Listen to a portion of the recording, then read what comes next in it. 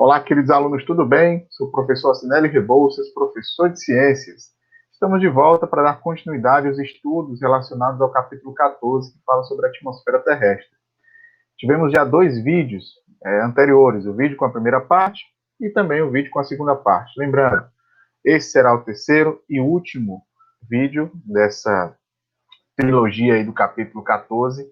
Lembrando que nós já abordamos características da atmosfera primitiva, a nossa atmosfera recente, podemos dizer dessa forma, com todas as suas características e suas composições, dependendo da quantidade de gases que os compõem. Falamos sobre efeito estufa, falamos sobre aquecimento global, comentamos também sobre a nossa camada de ozônio, que é importantíssimo para a manutenção da vida do nosso planeta, questão da temperatura, do efeito estufa, relacionado ao efeito estufa, a questão da proteção contra os raios ultravioletas relacionados à camada de ozônio, sobre o buraco da camada de ozônio que foi intensificado com a emissão do CF6, clorofluorcarbonetos, que seriam esses gases tão nocivos que reagem com o ozônio. Então, foi visto de uma forma bem ampla. Nessa terceira etapa, estaremos concluindo com algumas informações relacionadas a nossa proteção, ou seja, da pele em si, e com uma sequência de exercícios para deixar tudo fixado. Então, vamos lá? Prepare o material e vamos para a aula. Então, turma, começando o capítulo 14, né, no caso, vamos lá, terceiro vídeo dessa sequência, falando sobre a atmosfera terrestre. Vamos abrir aqui a tela. Então, vamos lá. Danos causados pelos raios UV. Na aula anterior, inclusive, se você não tiver assistido, eu aconselho que busque na plataforma, que todas as aulas são gravadas e disponibilizadas para vocês, onde nós temos informações que vão seguindo a sequência didática. Então, é interessante assistir o vídeo 1 e o vídeo 2.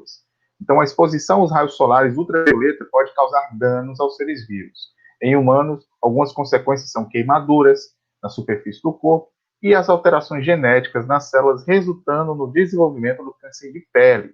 Então, essa exposição, turma, ao sol, sem uma devida proteção, é extremamente maléfico para o nosso organismo como um todo, para a pele e para o organismo, que pode gerar alguns problemas maiores, como no caso da neoplasia, que seria o câncer de pele, tá bom? Vou seguir, então, aqui com as informações. Sabendo disso, é interessante nós abordarmos esses raios ultravioletas. Nós temos aqui, vamos estudar dois desses raios, tá bom? O raio UVA e o raio UVB. Então, esses dois raios têm atuações diferentes na nossa pele. Primeiro, vamos começar com o UVB. O UVB, o raio ultravioleta, aí no caso tipo B, ele penetra superficialmente na pele. Então, se você observar aqui, esse raio ele vem de forma superficial. Lembrando que a nossa pele é composta por camadas. Nós temos a epiderme, que é a camada mais externa, e nós temos a derme, a camada mais profunda. Embaixo nós temos tecido adiposo, tecido muscular, a parte de vascularização, que nós temos um folículo relacionado aos pelos, né? Então, é bem interessante. Porém, ele vai atuar de forma superficial. Então, quais seriam as principais consequências da ação desse raio ultravioleta na nossa pele, de forma superficial? As consequências seriam queimaduras, ou seja, a exposição durante um tempo, durante um tempo muito prolongado, sem proteção, ele vai promover essas queimaduras. Ardências também. Então, quem nunca, né, pessoal, de repente foi à praia, eu já fui criança também, há um tempo atrás, nós sabemos que quando a gente vai à praia, a gente não se importa muito com isso, a gente quer brincar, a gente quer cair no mar, nadar, brincar na areia, brincar de bola, fazer uma série de atividades na praia, então a gente não liga muito para a nossa pele. Ainda bem que tem nossos pais que vão lá, passam protetor solar. Hoje em dia, com a invenção, né, um tempo para cá, daquelas blusas que existem com proteção UVA e UVB, aquilo ali é sensacional. Para quem é pai, eu sou pai de duas crianças, então é muito melhor porque as crianças ficam mais tranquilas quanto a isso. Não precisa ficar besuntando o menino com protetor solar constantemente, né? Você passa o protetor solar assim, geralmente antes de chegar até a praia, passa em casa, bota a blusa protetora e nas partes que estão expostas, como o rosto, as pernas, as mãos, não esqueça de ficar retocando periodicamente esse nosso protetor solar. Importante, tá bom? Então, como eu até brinquei, né? Quem nunca, né? De repente, muito empolgado lá com o sol e com as brincadeiras, esqueceu de passar o protetor solar e ficou com essa ardência, né? Essa ardência que de repente pode até desenvolver aí uma queimadura mais intensa, uma insolação. E a vermelhidão, quem é mais branquinho, quem tem, não tem tanta pigmentação na pele, ou seja, melanina, que é o pigmento que dá a coloração à pele e protege também, está mais suscetível a ficar com a pele mais vermelha, tá bom? Então tem que ter esses cuidados quanto a isso. Já a nossa atuação dos raios UVA, né? Então os raios ultravioletas A, eles penetram profundamente na pele. Então, se você observar, eles chegam até a derme, camadas mais profundas. Quais as principais consequências? O fotoenvelhecimento.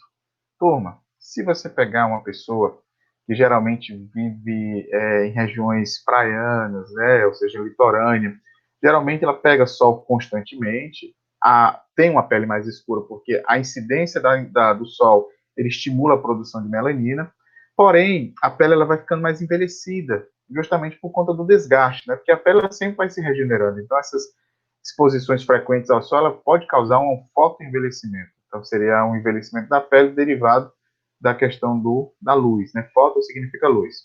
Manchas, essas manchas vão surgir também. Então, geralmente, quem também pega muito sol, é muito comum ter pequenas sardazinhas nos ombros, na região do rosto. Quem não se protege? Lembrando, o protetor solar não deve ser aplicado somente em dias que você vai à praia, não. Dependendo da profissão que você exerce. Vamos dar um exemplo, o carteiro. O carteiro, pessoal, ele passa o dia caminhando no sol, então ele usa proteção, usa filtro solar direto. Para quem não sabe, lá tem, eles recebem os filtros solares para poder passar, então é necessário. Quem anda pessoal que hoje em dia, né, é importantíssimo aí que está fazendo a entrega dos nossos alimentos, esse pessoal de aplicativo que faz entrega de delivery, então é importante estar com a blusa também protetora, luvas, está bem equipado quanto a isso, tanto de bicicleta quanto de moto. Então, esses cuidados são não somente para a hora do lazer, principalmente também na hora do trabalho. Então, a pessoa está exposto àquela condição diariamente. E, por fim, nós também falamos sobre o câncer de pele. Então, fotoenvelhecimento, manchas, e essas manchas podem, inclusive, se transformar nesse câncer de pele, que é um câncer muito comum no Brasil, até mesmo por conta da quantidade de luminosidade presente. Estamos na região, na próxima linha do Equador, então a gente tem uma insolação muito maior por conta do eixo de inclinação da Terra, e isso é um fator importantíssimo para que nós possamos nos cuidar mais e mais. Em seu dia a dia, você pode adotar medidas para se proteger da radiação solar. Vamos lá, como eu disse, não somente nos dias de lazer, no fim de semana, na praia, num piquenique, então você deve sempre se proteger. Vamos lá, alguns exemplos. Primeiro, usar filtro solar adequado ao seu tipo de pele. Isso que eu vou falar é muito comum. Às vezes, você não tem um filtro solar específico para você, então geralmente você pode ter uma pigmentação um pouco distinta dentro da sua família. Seu pai com a pele um pouco mais escura, ou você, a sua mãe com a pele um pouco mais voltamos. Então é muito comum a nossa brasilidade ter essa miscigenação. Então, às vezes, se adota um único filtro solar para a família toda, né? Até por questões econômicas ou de praticidade. Então, o ideal é que você pegue o filtro com maior proteção. Você pega o de maior porque aí você consegue proteger desde quem tem a pele um pouco mais sensível a luminosidade até quem tem a pele um pouco mais resistente. Mas, independente disso, pessoal, pigmentação não isenta a pessoa de utilizar o filtro solar diariamente, tá bom? Evitar a exposição ao sol entre 10 e 16 horas, que é o período em que a radiação solar é mais intensa. Então, esse período evitar, principalmente com as crianças, tá bom? Usar óculos escuros para evitar que as células da retina sejam danificadas com excesso de luz. Isso aqui é muito comum, pessoal. Esse excesso de luminosidade pode provocar também a catarata, ou seja, as células da retina elas vão ficando mais esbranquiçadas, né, por conta da luminosidade em excesso, então o óculos de sol é importante. Mas vamos lá, olha a dica do professor, vamos pegar um óculos de sol de procedência, tá bom? Não é para pegar aquele óculos, eu tô na praia, tem um cara lá, o vendedor, que tá vendendo um óculos bacana, fica estiloso, professor, é muito massa. Porém, a gente tem que analisar a qualidade da lente, não vá somente pela estética, lógico, você vai atribuir a estética e a funcionalidade também, para você ficar charmoso, né? Interessante isso. Mas a visão não pode ser deixado de lado. Então, procurar lentes com selinho, lentes polarizadas, ou lentes com proteção UVA e UVB, isso é extremamente importante, tá bom, pessoal? Às vezes o barato, às vezes não, muitas vezes o barato sai caro. Beleza, finalizamos a parte teórica, onde nós abordamos aí o último ponto, que seria a proteção da nossa pele contra a questão da radiação. Vamos trabalhar agora alguns exercícios. Vamos fazer uma sequência de exercícios para que a gente possa estar internalizando muito bem esse conteúdo. Vamos lá, começando, pessoal. Primeira questão. Lembrando que essas questões são questões do LT, do livro-texto que vocês têm em mãos. A atmosfera terrestre apresenta a camada de ozônio. Qual a importância dessa camada para o planeta? Então, qual a importância dessa camada? Sabemos muito bem que ela é uma espécie de filtro solar, né? Fizemos até essa associação. Então, a camada de ozônio filtra parte dos raios solares que chegam à Terra, amenizando a sua ação e, consequentemente, impedindo que os seres sejam atingidos por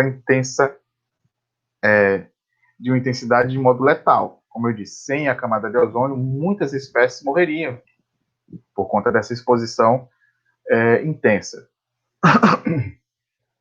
Só um momentinho para o professor beber uma aguinha. Vamos lá. A respeito da atmosfera terrestre, assinale a afirmativa correta. Vamos analisar aqui. Item A. A composição gasosa é a mesma desde a Terra primitiva? Sabemos que não. De acordo com que a Terra foi passando por as modificações, a atmosfera também sofreu isso, principalmente na presença do oxigênio, a oxigenação dessa atmosfera. B. Os gases que a formam estão divididos em quantidades iguais? Não, sabemos que nós temos percentuais distintos. Entre os gases que compõem, o gás carbônico é o mais abundante. Professor, eu acho que é isso, que se fala tanto do gás carbônico em grande quantidade, que é um gás do efeito estufa. Não é isso, não? Não, meu querido. O gás carbônico, por mais que ele tenha uma intensidade muito grande, ele vai compor aquele 1% da composição da atmosfera, e esse 1% junto com os demais gases. E o item D que sobrou, que é o item correto, a formação da camada de ozônio é um exemplo das suas transformações. Muito bem, camada de ozônio derivado do oxigênio que passa por transformações por conta da radiação, transformando-se na camada de ozônio. Show! Terceira questão, a questão do Enem, viu? Olha aí, pessoal do sétimo ano respondendo, questão do Enem adaptada. A maior parte da energia usada hoje no planeta é proveniente de queima de combustíveis fósseis. O Protocolo de Quioto, acordo internacional que incluiu a redução da emissão dos gases de CO2, que é o gás carbônico, e de outros gases, demonstrando que a grande preocupação atual com o meio ambiente. O excesso de queima de combustíveis fósseis pode ter como consequência, vamos lá, pessoal, excesso de queima de combustíveis fósseis, quais seriam as consequências? Intensificação do efeito estufa e aumento do nível dos oceanos. Intensificação do efeito estufa, beleza, muito bem. Aumento do nível dos oceanos, em que sentido, professor? Se você tem um derretimento das calotas polares, consequentemente vai ter mais água disponível no oceano. Muito bem, gostei desse item, vamos ver os outros. Nunca se encante pelo item, marque a resposta e vá para frente. Olhe sempre os outros, tá bom? Escuta o tio. B. Maior resfriamento global. Resfriamento, pessoal, vai ter aquecimento, então nada de resfriamento. C. Destruição da camada de ozônio e diminuição do efeito estufa. Atenção! É muito comum acontecer esse erro quando a gente fala de efeito estufa, as pessoas pensam na fragmentação, na destruição da camada de ozônio. Camada de ozônio é a ação dos CFCs. Os gases do efeito estufa vão agir direto do efeito estufa, consequentemente no aquecimento global. Então está falso. Item D, maior resfriamento global e aumento da incidência de câncer de pele. Não, resfriamento não. Então, item A, vamos lá. Muito bem, item A, item correto. Vamos aqui para frente, vamos para a próxima. Quinta questão. A camada de ozônio é responsável por filtrar a radiação solar que chega à Terra. Entre os raios que atingem a troposfera estão o UVB e o UVA. Como esses raios agem na pele? Acabamos de ver na teoria, nós vimos que o UVB tem uma ação superficial e o UVA tem uma ação mais profunda. O UVB atinge a pele de forma mais superficial, podendo causar queimaduras, ardências e vermelhidão. Já os raios UVA penetram profundamente, podem causar manchas, fotoenvelhecimento e até câncer de pele. Vamos à sexta questão. Cientistas acreditam que que o reflorestamento e o plantio de árvores em áreas de preservação podem contribuir para minimizar o aquecimento global. Área de vegetação, desculpa. A redução desse aquecimento ocorreria por quê? Vamos lá, pessoal, vamos fazer uma relação. Reflorestamento e diminuição do aquecimento global. Vamos lá. Aumentaria a quantidade de CO2 na atmosfera? Não, porque o reflorestamento, você vai ter mais árvores, ele vai consumir o CO2 e liberar oxigênio. Falso. Diminuição da quantidade de CO2 na atmosfera que seria utilizado pela fotossíntese. Interessante. Vamos ao item C. A expansão das florestas seria inibida a longo prazo pelo excesso de CO2 liberado. Não. Diminuição do efeito estufa com a liberação de CO2 em decorrência da expansão da cobertura vegetal. Não seria liberação de CO2, né, pessoal? No caso aqui, nós teríamos o item B, diminuiria a quantidade de CO2 na atmosfera que seria utilizado pela fotossíntese. E aí nós chegamos ao fim nessa nossa terceira aula, consequentemente chegamos ao fim do nosso capítulo 14. Lembrando, capítulo 14, primeiro capítulo do livro 4, abordamos as características da atmosfera terrestre, tá bom? Então nós vimos de uma forma bem ampla, tanto a questão da composição, histórico da atmosfera terrestre, a importância da atmosfera, importância da camada de ozônio, a importância do nosso efeito estufa, os gases que contribuem para a intensificação do efeito estufa, provocando o aquecimento global. Falamos também da importância da camada de ozônio para nos proteger da radiação e especificamente também dos danos provocados por essa radiação à nossa pele e ao organismo como um todo. Turma, finalizamos super bem, resolvemos uma série de exercícios. Acredito que com essas aulas vocês vão ficar afiados quanto a esse conteúdo, tá bom? O professor aqui agradece a atenção de vocês, um forte abraço e até as próximas aulas do capítulo 15. Tchau!